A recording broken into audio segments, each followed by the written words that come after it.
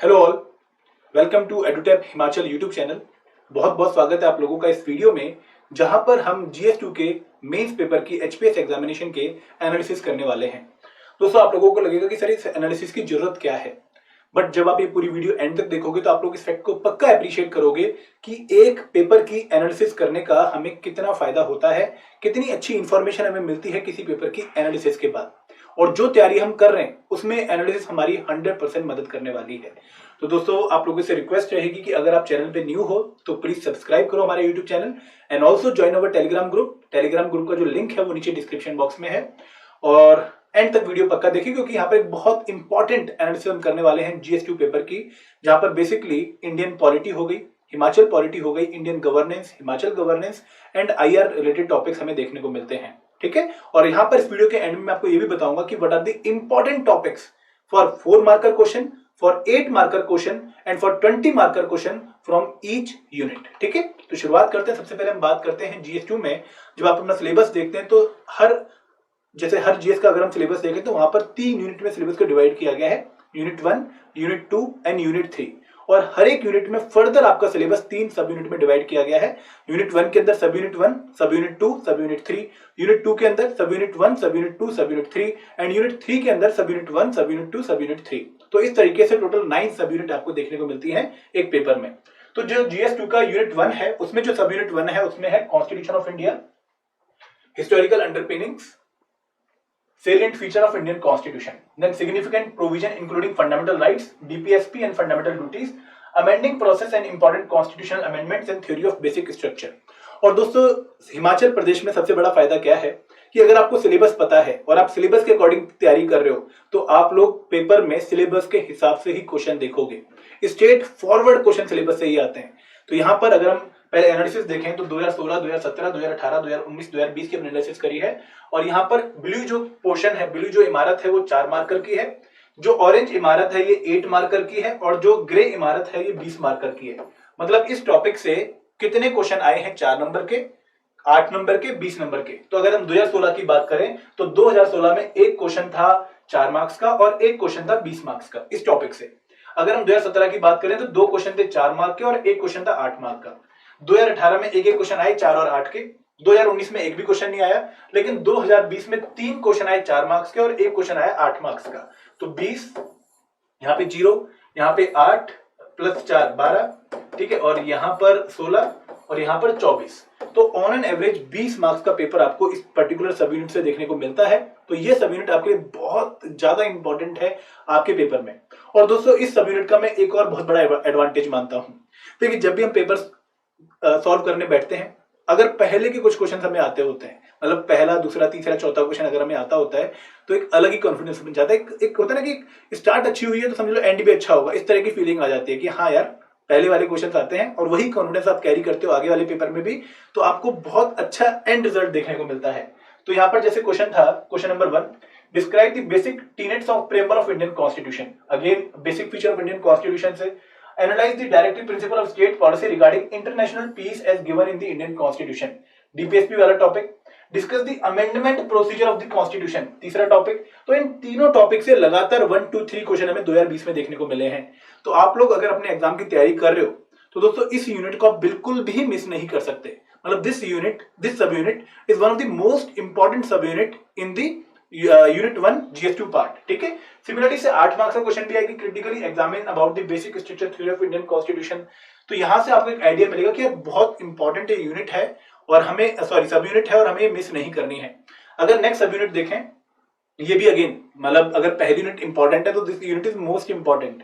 Parliament and state legislature, structure, organisation, functioning of the union and state executive and the judiciary, function and responsibility of union in the state, salient feature of RPA, appointment to various constitutional post, power and responsibilities, और non constituent body भी है।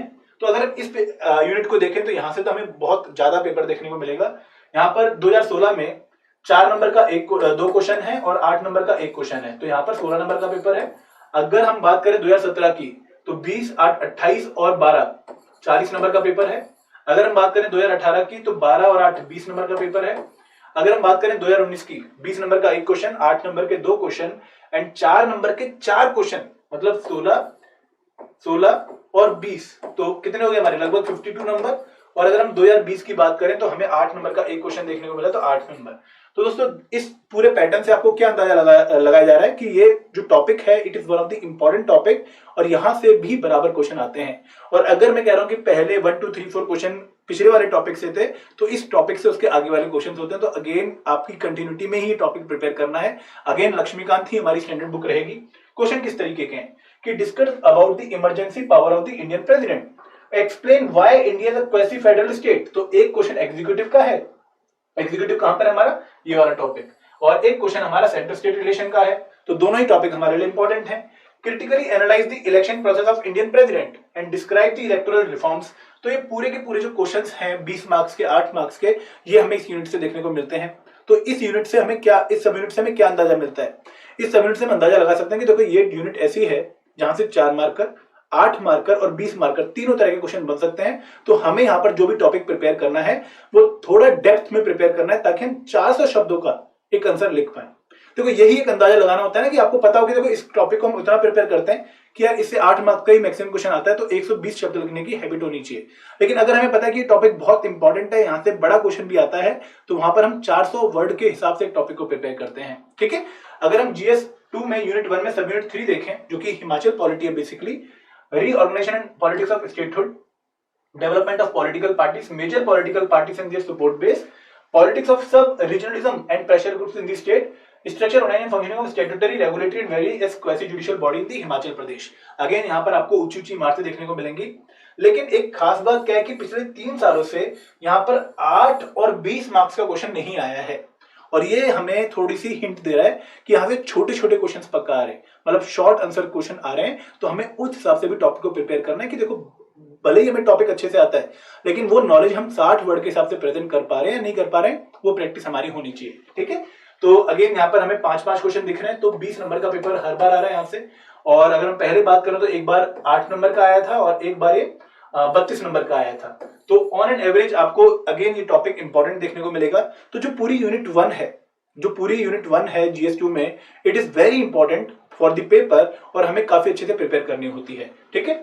यहाँ पे भी जो 2 topic मुझे बहुत important लगते हैं, उनमें एक बार यहाँ से क्वेश्चन आया है, एक बार पॉलिटिकल पार्टी से आजकल क्वेश्चन आ ही रहा है, और सब रीजनलिज्म से लास्ट टाइम क्वेश्चन आया क्या, पॉलिटिक्स से या फिर upper and lower Himachal politics से। अगर पेपर देखें, discuss the role of Prajamandal movement, examine the role of social economic factor for the birth of 2 party system. तो पॉलिटिकल पार्टीज वाला क्वेश्चन है। तो ये हमारा GS 2 का यूनिट 1। तो यहाँ पर हमने उसकी पूरी एनालिसिस करी। अब बात करते हैं यूनिट 2 की। यूनिट 2 दोस्तों आप लोगों को काफी बोरिंग लगते हैं, मुझे पता है, क्योंकि एक स्ट्रेट फॉरवर्ड बुक नहीं है जिसको फॉलो करके आप ये टॉपिक प्रिपेयर कर लो। ठीक है। GS 2 में यूनिट 1 के लिए कहीं ना कहीं आपके पास लक्ष्मीकांत है और बलोखरा की बुक है, 8th चैप्टर है, जो वहां से आपका पॉलिटिकल पार्टी वाला पार्ट हिमाचल प्रदेश का, और लक्ष्मीकांत से आपका पहली यूनिट 1 की जो सब यूनिट 1 सब यूनिट 2 है वो प्रिपेयर हो जाता है। लेकिन यहाँ पर आके हम फंसते हैं। तो यहाँ पर दोस्तों अगेन अगर आप पेपर का नेचर देखो तो आपसे बहुत बुकिश नॉलेज वो डिमांड नहीं कर रहे हैं। पहले तो इस यूनिट की इंपॉर्टेंस देख लेते हैं कि GS 2 में यूनिट 2 में जो सब यूनिट 1 है इसकी इंपॉर्टेंस क्या है। कि एक बार 8 नंबर का क्वेश्चन आया, एक बार 8 नंबर के 4 क्वेश्चन आए, तो 32 + 4 36 नंबर का पेपर। एक बार 20, 8, 28 और 12 40 नंबर का पेपर। एक बार 3 24 और 4 28 नंबर का पेपर। और एक बार 2 16 और 8 24 नंबर का पेपर। तो अगेन इंपॉर्टेंट यूनिट है। ठीक है। काफी अच्छे क्वेश्चन इससे आते हैं, और ये हिमाचल प्रदेश की पेपर की खासियत है जो मुझे भी काफी पसंद है, कि जो सिलेबस में टॉपिक दिया हुआ है उसका पेपर में क्वेश्चन आपको देखने को मिलेगा। तो आप अगर सिलेबस को अच्छे से चार्ट के जा रहे हो, प्रिपेयर करके जा रहे हो, हर टॉपिक पे 2-3 क्वेश्चन लिख के जा रहे हो, तो आप पेपर में काफी कंफर्टेबल होने वाले हो। ठीक है।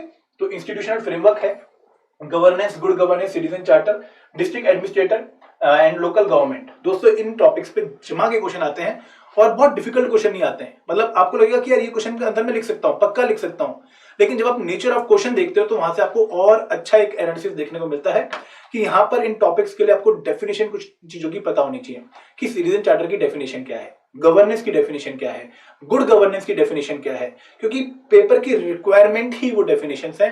क्वेश्चन की स्टार्टिंग ही उन डेफिनेशन से होती है कि what do you understand by the term good governance, what do you understand by the term citizen charter. ठीक है। तो जैसे क्वेश्चन है कि what do you mean by citizen charter. अब यहां पर आप अगर डेफिनेशन नहीं लिखोगे, अगर वो थीम नहीं पकड़ोगे जो सिटीजन चार्टर टर्म से एसोसिएटेड है, तो आप किस तरीके से अच्छा आंसर लिख दोगे। ठीक है। Examine the role of civil society in governance. Again ये क्वेश्चन आप कर सकते हो क्योंकि थोड़ा जनरल क्वेश्चन है, लेकिन पहले वाले क्वेश्चन के लिए डेफिनेशन होनी जरूरी है। What do you mean by good governance, discuss it's characteristic.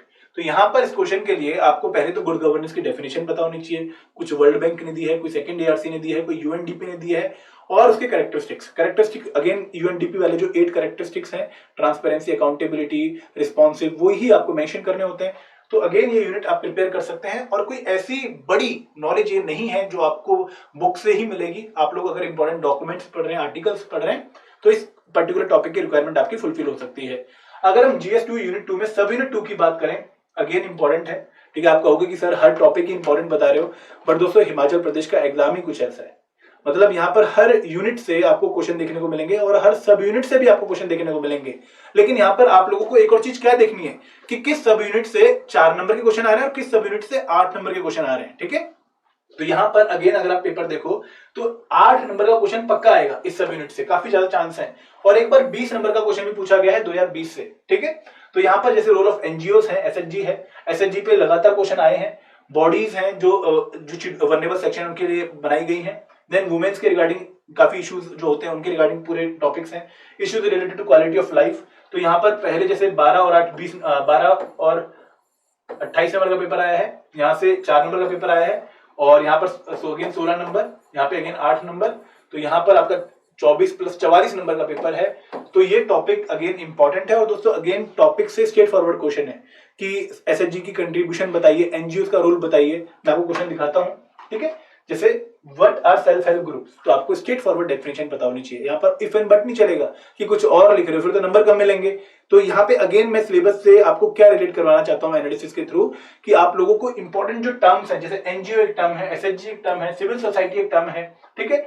ये जो टर्म्स हैं इनकी डेफिनेशन क्लियर कट आपके मन में होनी चाहिए, थीम भी होनी चाहिए। अगर आपको 100% डेफिनेशन याद नहीं है, 80% याद है, 60% याद है, तो भी चलेगा। देन जो ये वाला एरिया है, यहाँ पर आपको इनके जो स्कीम्स है गवर्नमेंट ऑफ इंडिया की या फिर गवर्नमेंट ऑफ हिमाचल प्रदेश की, या फिर कोई इनिशिएटिव जो है वो आपको पक्का पता होना चाहिए। दिस इज मोस्ट इंपॉर्टेंट, ठीक है। आगे बढ़ते हैं, जीएस2 यूनिट 2 की बात करते हैं। तो अगेन यहाँ से एक जो ट्रेंड हमें देखने को मिल रहा है कि इस टॉपिक से 20 मार्क्स का क्वेश्चन पक्का बन रहा है। मतलब पिछले 3 सालों में लगातार इस टॉपिक से यूनिट 2 सब यूनिट 3 से 20 नंबर का क्वेश्चन आया ही आया। तो ये आपको छोड़नी नहीं है और बहुत बड़ा टॉपिक प्रिपेयर करना है ताकि आप 400 शब्दों का एक आंसर लिख पाओ। तो यहाँ पर कौन कौन से टॉपिक हैं? Governance in Himachal Pradesh public service guarantee act, very important topic, ठीक है। Right to information act, administrative reform for effective public delivery, 73rd again very important topic, issues and challenges for different जो वल्नरेबल सेक्शंस ऑफ पीपल है उनके लिए। तो यहाँ पर इस टॉपिक से आपको अगर क्वेश्चन दिखाऊं तो 73rd constitution amendment act has been implemented in true letter and spirit in the state of Himachal Pradesh, comment. तो यहाँ पर ऐसा नहीं कि आप लोग एक रफ नॉलेज के साथ जा रहे हो और वहां पर आंसर लिखना शुरू कर रहे हो तो 20 में से नंबर भी रफ ही मिलेंगे, फिर बहुत अच्छे नंबर नहीं मिलने वाले। तो यहाँ पर अगेन आप लोगों को टॉपिक बहुत डिटेल में प्रिपेयर करना है। खासकर ये जो टॉपिक मैंने आपको बताया, ये वाला और ये वाला, ये टॉपिक तो मस्ट है आपके प्रिपरेशन में, ठीक है। अगर हम बात करें GS2 यूनिट 3, यहाँ पर थोड़ा IR आ जाता है। और दोस्तों यहाँ पे 8 नंबर के क्वेश्चन पक्का बनते हैं। मतलब इस टॉपिक से आपको 8 नंबर और 4 नंबर के क्वेश्चन 3-4 पक्का देखने को मिलेंगे। जैसे यहाँ पर है 3 क्वेश्चन आपके हैं 4 नंबर के, 2 क्वेश्चन हैं आपके 8 नंबर के और 1 क्वेश्चन है 20 नंबर का। तो 20, 16, 36 और 12 48 नंबर का पेपर। यहाँ पे 4 क्वेश्चन है 8 नंबर के 32, 1 क्वेश्चन 20 नंबर का और 1 क्वेश्चन है आपका कितने 8 नंबर का, तो हो गए 8 नंबर। तो लगभग 60 नंबर का पेपर है इस यूनिट से। तो आईआर में ये यूनिट बहुत इंपॉर्टेंट है क्योंकि दोस्तों अगेन आपसे कई बार इंडिया और यूएसए के रिलेशन के ऊपर क्वेश्चन पूछ लेंगे, सेम पेपर में इंडिया रशिया से पूछ लेंगे, इंडिया चाइना से पूछ लेंगे, ठीक है। तो ये टॉपिक आपको अगेन करंट अफेयर से प्रिपेयर करने होते हैं। और अगेन इसमें लेटेस्ट एग्जांपल, लेटेस्ट जो हैपनिंग्स हैं, लेटेस्ट जो एमयूज है, लेटेस्ट जो एग्रीमेंट्स है वो आपको पक्का पता होने चाहिए, ठीक है। तो अगर हम क्वेश्चन का नेचर देखें तो डिस्कस इंडिया अफगानिस्तान रिलेशन, ठीक है, analyse emerging India America defence cooperation, critically examine the problem of boundary dispute between India and China, discuss about the issues between India and China and South China Sea। अब दोस्तों south China सी में India China का conflict लिखना, वो भी 20 number का question, मतलब बहुत डिफिकल्ट टास्क है यार। क्योंकि अगर आप नॉर्मल इंडिया चाइना इश्यूज के बारे में बात करो तो हम 20 नंबर का क्वेश्चन लिख सकते हैं, लेकिन साउथ चाइना सी में जाके इंडिया चाइना के इश्यूज को डिस्कस करना, मतलब अगेन बहुत प्रैक्टिस चाहिए, ठीक है।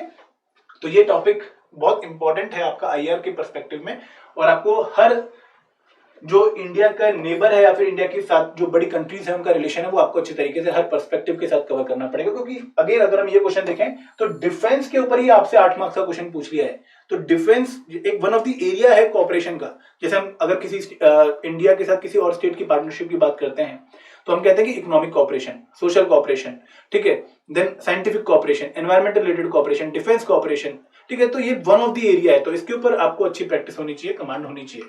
आगे अगर हम सेकंड यूनिट की बात करें तो यहां से भी काफी क्वेश्चन आए हैं, ठीक है। और नंबर ऑफ क्वेश्चन की अगर हम बात करें तो अगेन 8 नंबर के क्वेश्चन हमें यहाँ पे काफी देखने को मिलते हैं। तो इस टॉपिक को आप इस तरीके से प्रिपेयर कर लो कि यार हाँ हम 200 शब्द पक्का लिख सके इस टॉपिक पे, ठीक है। क्वेश्चन क्या है कि United nation is facing a number of existential challenge. तो आपको बताना है कि डेमोक्रेटाइजेशन ऑफ यूनाइटेड नेशन का मीनिंग क्या है। Analyse the contribution of Indian diaspora in relation of Indian foreign policy. तो ये अगेन काफी न्यूज में टॉपिक था, 2-3 बार इसके बारे में इंफॉर्मेशन भी आई थी, तो आप लोगों को ये क्वेश्चन वहां पर करना था। अगर हम जीएस 2 यूनिट 3 की बात करें जिसमें सब यूनिट 3 है, तो यहाँ पर अगेन जो टॉपिक्स हैं वो काफी डिफरेंट हैं और अगेन आपके पास एक स्पेसिफिक सोर्स नहीं कि हम कहां से इसको प्रिपेयर करें, ठीक है। लेकिन यहाँ से अगर हम पेपर देखें तो अगले ट्रेंड में हमें एक और बड़ी यूनिक चीज देखने को मिलती है कि पिछले 3 सालों से इस टॉपिक से क्वेश्चन नहीं आ रहा है, लेकिन उससे पहले यहाँ पे एक 20 नंबर का क्वेश्चन आया था 2017 में। तो analyse the enactment made by the Himachal Pradesh government for the protection and welfare of the interest of the agriculture society. यहाँ पे बहुत सारे टॉपिक ऐसे हैं, जैसे ये वाले जो टॉपिक हैं जहां पर आपका इकोनॉमिक सर्वे ऑफ हिमाचल प्रदेश काफी हेल्प करने वाला है। आपको उस पर्टिकुलर डॉक्यूमेंट से इन टॉपिक्स को मैप करके प्रिपेयर करना है। तो दोस्तों ये तो थी पूरी एनालिसिस। अब हम यहाँ से क्या जनरलाइजेशन निकालते हैं कि अगर मैं 4 मार्क्स के इंपॉर्टेंट टॉपिक्स आपको बताऊं तो यूनिट 1 में basic structure theory, Indian parliament and state relation and Himachal polity, यहां से 4 मार्क का क्वेश्चन बनते हैं। यूनिट 2 में governance, NGOs, SHG and civil society and welfare policies related to different section, यहां से क्वेश्चन बनते हैं। Bilateral and region grouping, policies of development developing countries and India its neighbour, ये तीनों ही एरिया ऐसे हैं जहां से 4 नंबर के क्वेश्चन बन सकते हैं। अगर हम बात करें 8 मार्कर के लिए तो इंडियन प्रेसिडेंट एक टॉपिक है, लोकल सेल्फ गवर्नमेंट एक टॉपिक है, हिमाचल पॉलिटी से अगेन 8 नंबर का क्वेश्चन बनता है। Policies related to vulnerable sections, governance in HP, इनसे 8 नंबर का क्वेश्चन बनता है। India relation with USA, Russia and China, इन पे 8 नंबर के क्वेश्चन बनने के चांसेस काफी ज्यादा है। And important international institution like SCO, ठीक है। अगर मैं 20 मार्कर की बात करूं तो इलेक्टोरल रिफॉर्म्स, इंपॉर्टेंट मूवमेंट नहीं होगा यहाँ पे अगेन इलेक्टोरल रिफॉर्म्स हो गया। और एक और जो टॉपिक मुझे काफी इंपॉर्टेंट लगता है वो है रिजर्वेशन, ठीक है। यहाँ पे शायद ये अपडेट नहीं है, तो रिजर्वेशन और इलेक्टोरल रिफॉर्म्स यूनिट 1 से हम काफी इंपॉर्टेंट मानते हैं फॉर 20 मार्कर क्वेश्चन। यहाँ पर local self government in HP, welfare initiatives in HP, और यहाँ पर आईआर से तो एक क्वेश्चन एसएच पूरा बनता ही है। तो ये थे हमारे इंपॉर्टेंट टॉपिक। आई होप आप लोगों को अच्छा लगा होगा। दोस्तों आपकी प्रिपरेशन के लिए हमने 2 इनिशिएटिव लॉन्च कर रखे हैं, जिसमें सबसे पहला है प्रीलिम्स 5-in-1 टेस्ट सीरीज जो कि 800 रुपीज में आपको प्रोवाइड कर रहे हैं, और जो सेकंड इनिशिएटिव है वो है प्रीलिम्स पावर पैक, जहां पर हम आपको कंप्लीट प्रीलिम्स की तैयारी करवा रहे हैं। ये है 2400 का, लिंक डिस्क्रिप्शन बॉक्स में है। तो दोस्तों ये थी जीएस 2 की एनालिसिस। मैं आप लोगों से रिक्वेस्ट करूंगा कि आपके पास पिछले 5 सालों के पेपर पक्का होने चाहिए, जिनको आप देखो, और सबसे पहले जब आप आंसर राइटिंग प्रैक्टिस करते हो तो उन्हीं क्वेश्चंस की प्रैक्टिस करो। This is must for any aspirant अगर आप मेंस के अच्छे आंसर लिखना चाहते हो, क्योंकि पेपर में क्वेश्चन रिपीट भी हमें दिखते हैं, थीम्स भी हमें रिपीट होती हुई दिखती हैं, ठीक है। तो प्लीज कमेंट सेक्शन में बताइए कि आपको कैसा लेक्चर लगा। I am waiting for a response, और अगर कोई और जनरलाइजेशन आप लोगों ने करी है तो वो भी आप हमारे साथ शेयर कर सकते हो। This is all from my side. Thank you very much. जय हिंद, जय भारत, जय हिमाचल।